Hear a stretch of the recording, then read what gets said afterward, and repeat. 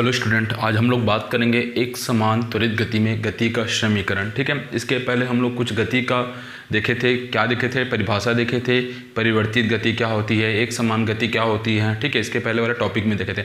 आज हम लोग पढ़ेंगे एक समान त्वरित गति में गति का समीकरण। तो गति का 3 समीकरण होता है, इसको हमेशा याद रखना आप लोग। पहला आपका समीकरण होता है v = u + at, फर्स्ट समीकरण।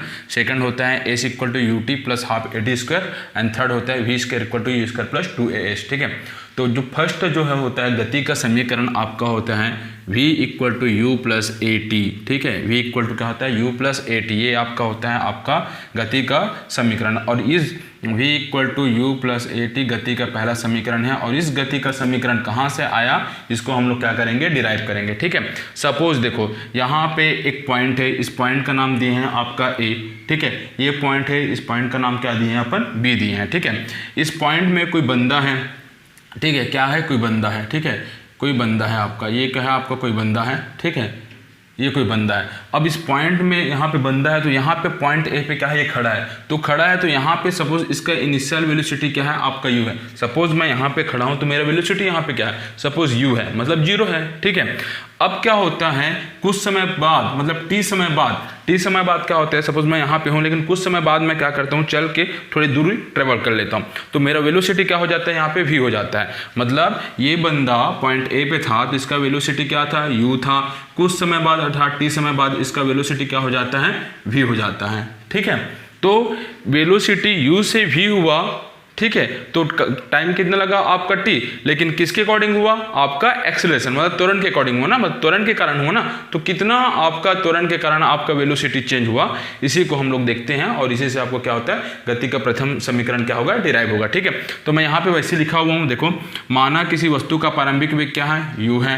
ठीक है, तथा एक समान त्वरण a से गति कर रही है। एक समान त्वरण वेग से गति कर रही है, मतलब क्या होता है, अगर वो शुरू के 2 सेकंड में 1 किलोमीटर दूरी तय करता है तो उसके बाद के 2 सेकंड में भी क्या करेगा, वो 1 किलोमीटर की दूरी तय करेगा। मतलब एक समान त्वरण में क्या करेगा, वो गति कर रहा है। ठीक है, तथा क्या हो रहा है, t समय पश्चात वस्तु का वेग क्या हो रहा है, v हो रहा है। मैं बताया था आपको, पहला आपका इनिशियल वेलोसिटी u है, t समय पश्चात वस्तु का वेग क्या हो जा रहा है, यहाँ पे v हो जा रहा है। ठीक है, तो त्वरण इक्वल टू क्या होता है, त्वरण इक्वल टू मैं आपको बताया था होता है वेग में परिवर्तन बटे समय अंतराल। ठीक है, त्वरण इक्वल टू, तो त्वरण को किससे डिनोट करते हैं, a से। तो क्या हो जाएगा आपका a इक्वल टू वेग में परिवर्तन। वेग में परिवर्तन कितना हो, पहला कितना था आपका इनिशियल वेग u था, सेकंड वेग क्या हो गया, v हो गया। तो वेग में परिवर्तन क्या होगा, v - u। ठीक है, तो वेग में परिवर्तन हुआ v - u। ओके, अपान समय अंतराल कितना समय बाद हुआ, t समय बाद, तो क्या हो जाएगा अपान t। ओके, नाउ अब इसको क्या करो, क्रॉस मल्टीपल करो। क्रॉस मल्टीपल करोगे तो क्या हो जाएगा, a